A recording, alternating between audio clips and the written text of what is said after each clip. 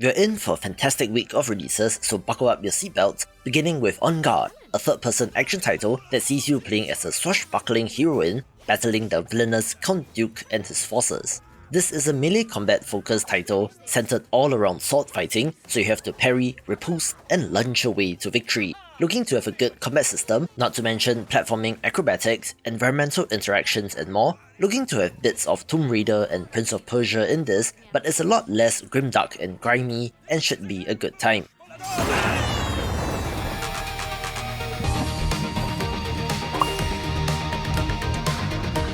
A returning franchise is moving out to a wacky co-op multiplayer title all about playing as movers, where you must work together to get furniture and household items to the truck in order to complete the level.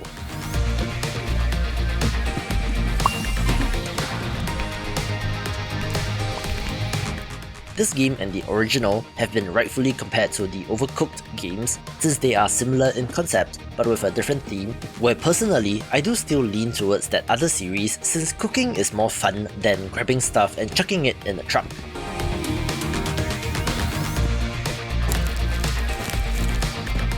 The sequel looks to be more of the same as compared to the first game, with quite the variation in levels, looking like fun with friends. This video is brought to you by BlazBlue Entropy Effect, a side-scrolling roguelike platformer that features the characters from the fighting game franchise being an insane-looking all-action title with a variety of flashy attacks and abilities. At its core, this game has what the developers describe as an action build system, where every character is unique and has their own set of distinct moves and skills, but where this is mixed in with a legacy system that allows you to pass on moves from one character to the next, where you can combine the strength of up to 3 characters in every run. In addition, they are also playing with an elemental ability system, of which there are 7, namely fire, ice, electricity and so on, where this blends in nicely with the combat system.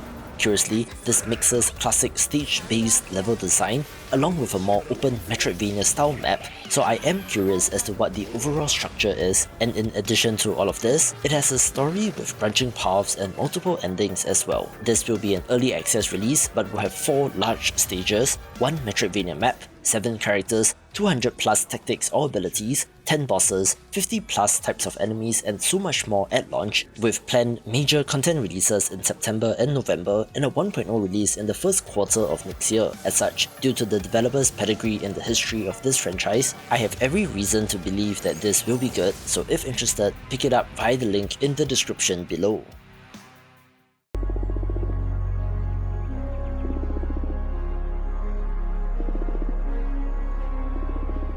This week also brings us the release of the Cosmic Wheel Sisterhood, a narrative adventure game brought to us by the developer behind the cyberpunk narrative title The Red Strings Club, the Construct team, where this developer's strength is precisely in narrative titles, which makes this of interest.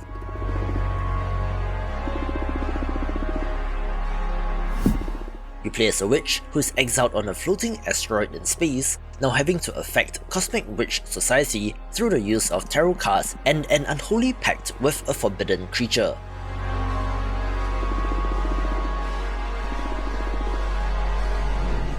The characters and writing will be key, where the branching story does offer some degree of replayability, but given the pedigree, is of interest if you love this type of game.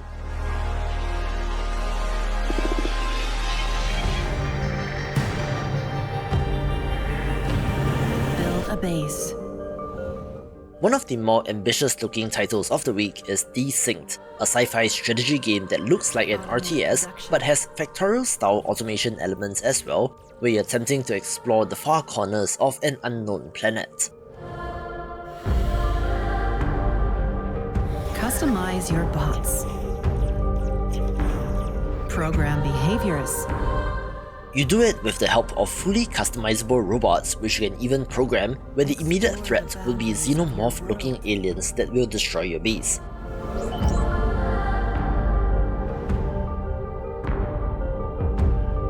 And ask yourself, what lies beyond? What is my mission? As such, I do see this having a factorial style appeal, although the developer does make it a point to mention that there are no conveyor belts in this, so it's different in that aspect. You have a job to do.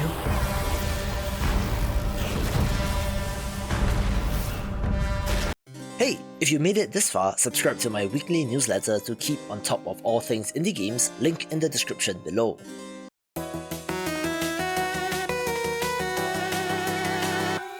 Alright, so this might not be so indie since HoloCure Save the Fans has the VTubers of HoloLive as playable characters, where the very popular title comes to Steam this week following an itch.io release. And yes, it is another Vampire Survivors style game.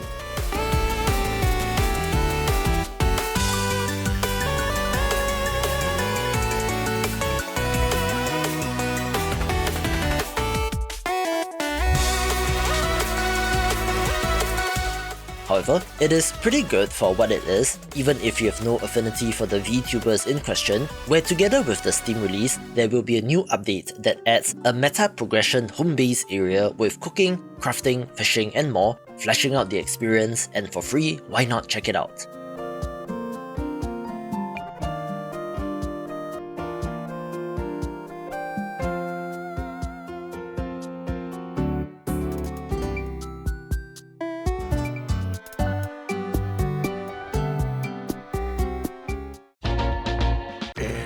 The lost Caribbean Sea was a captain mighty. So many bigger games this week, including Shadow Gambit, The Cursed Crew, the latest from the masters of the stealth action genre Mimimi Games, who made titles like Shadow Tactics Blades of the Shogun. You play as an undead crew of pirates, sailing the high seas and battling the sinister forces of the Inquisition in an interesting reversal of roles, all in service of a treasure hunt for a legendary pirate's treasure, and looks excellent.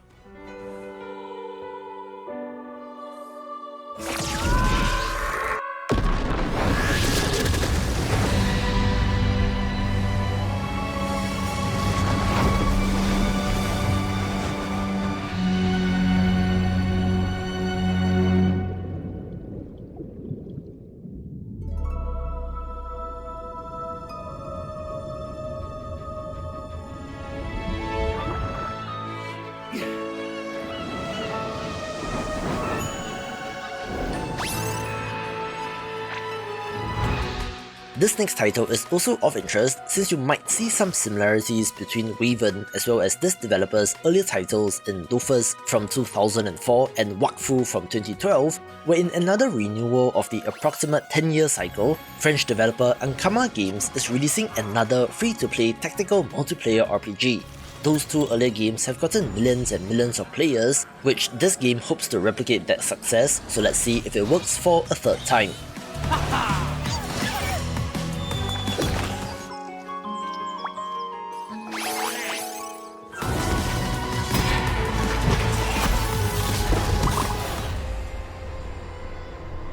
The gloom. Its arrival brought chaos. But we found a way to control it.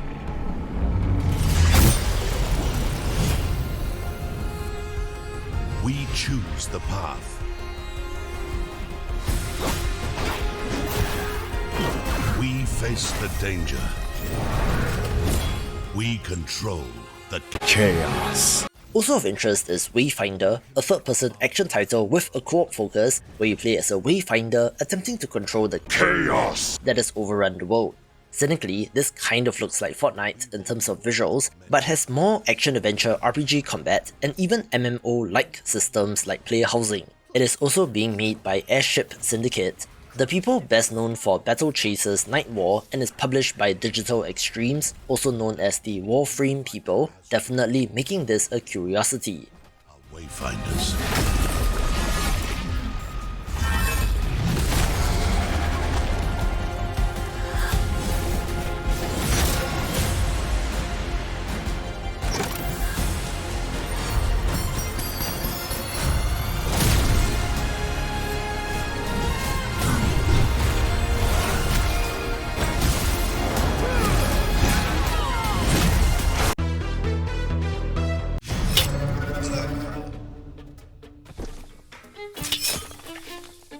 Smaller games begin with an Ankou, an action roguelite that is, thankfully, not another direct Vampire Survivors clone, although there are some similarities where you play as a servant of death and has a good look.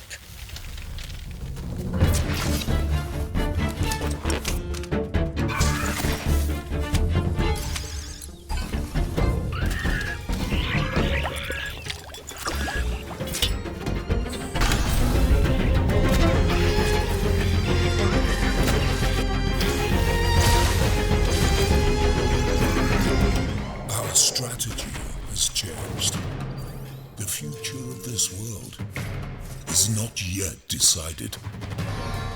We also have the 1.0 release of Cantata, a Grand Tactics title which is an interesting descriptor since people often use Grand Strategy or Tactical RPG to describe the game but not combined like this, where it has done okay in early access and might be worth a look.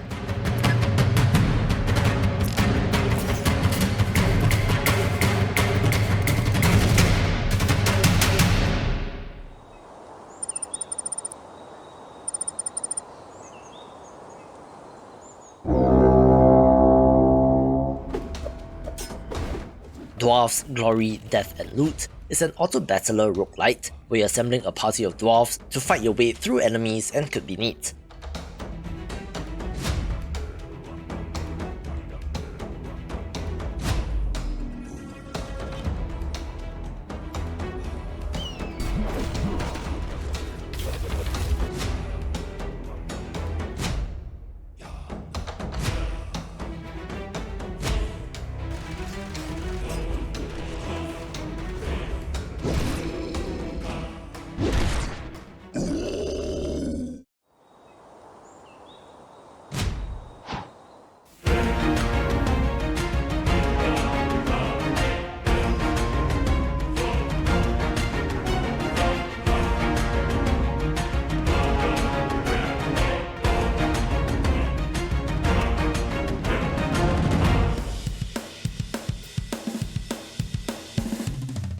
The developer of Grey Destiny did reach out, where this 2D precision platformer has gotten a huge surge of interest. If you love your Super Meat Boys and Celestes of the world, do check this out.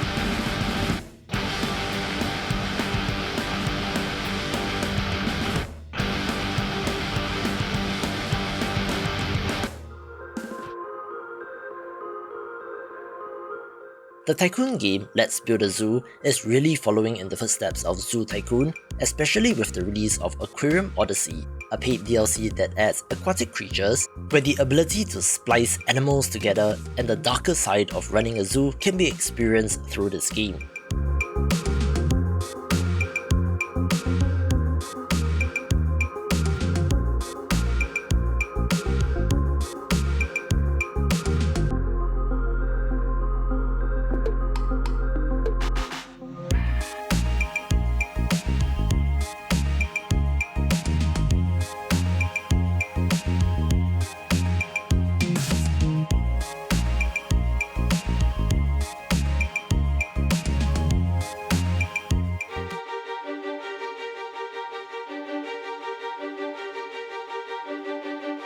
The very strange looking Million Monster Militia is an auto-battler roguelite with an almost Luck Be a Landlord style slot machine twist, where this is unique to say the least.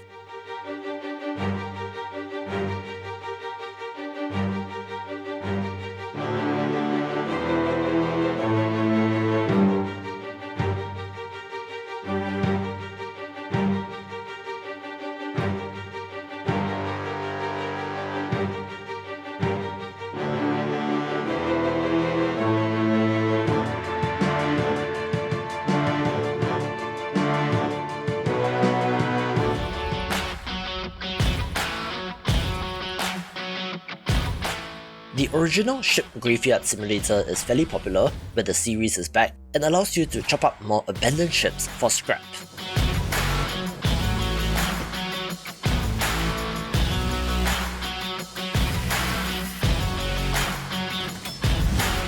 Everything began 6 months ago, the day of the wreck of the AES Annabelle Lee.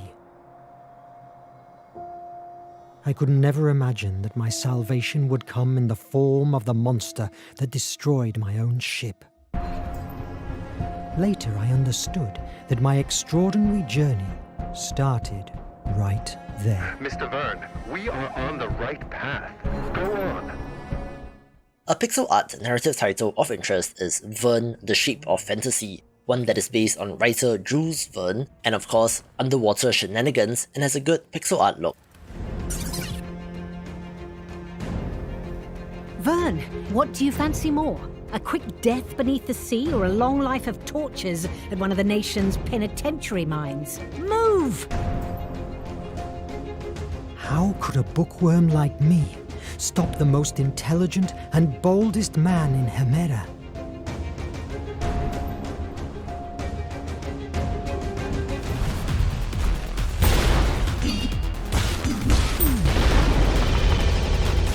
A roguelike first-person shooter of interest is Voidborn, with a throwback art style which is not the prettiest to look at, but it looks fast-paced and could be fun.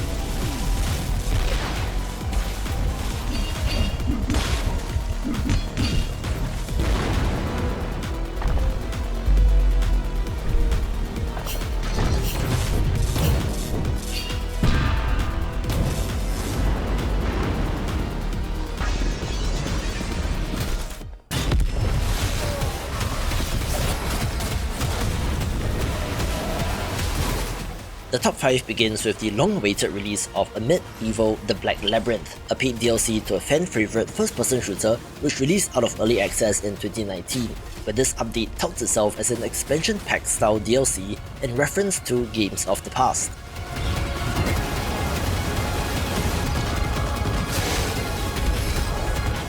It is a prequel to the main game, all about the trial of the Black Labyrinth, where you know the drill by now, it's all shooty bang bang fun.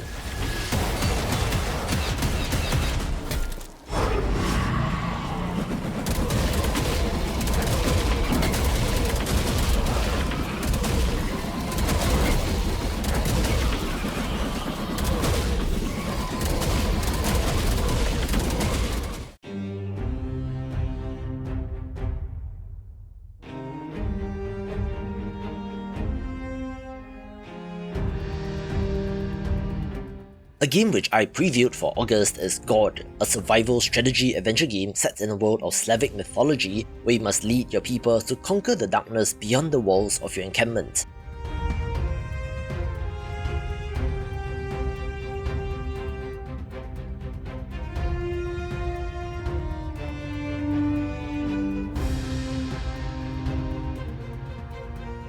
It is grimdark in all the right ways, with what appears to be interesting systems between having to manage and upgrade your base and to venture out into the woods, where as a side note, this is a Team 17 published title, which, like Moving Out 2 mentioned earlier, seems to be on the higher end of pricing these days.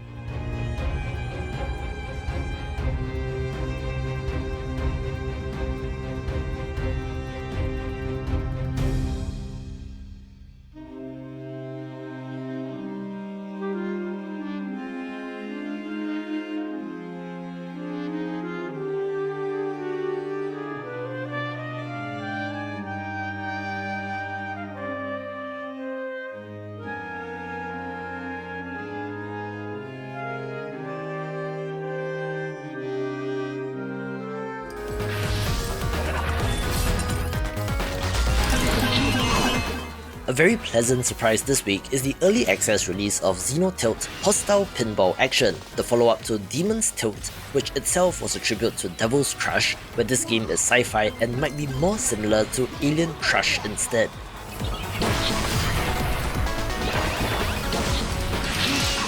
As advertised, this is a pinball title that takes place on a singular table with multiple sections, where if Demon's Tilt is anything to go by, will be quite the challenge with plenty to do to get the high score.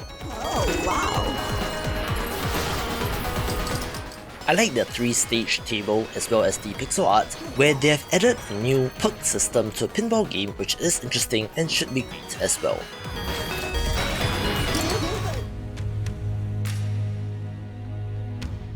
This week also sees the release of Hammerwatch 2, an open-world pixel art action-adventure RPG set in a medieval fantasy world, being the follow-up to one of the most beloved indie games.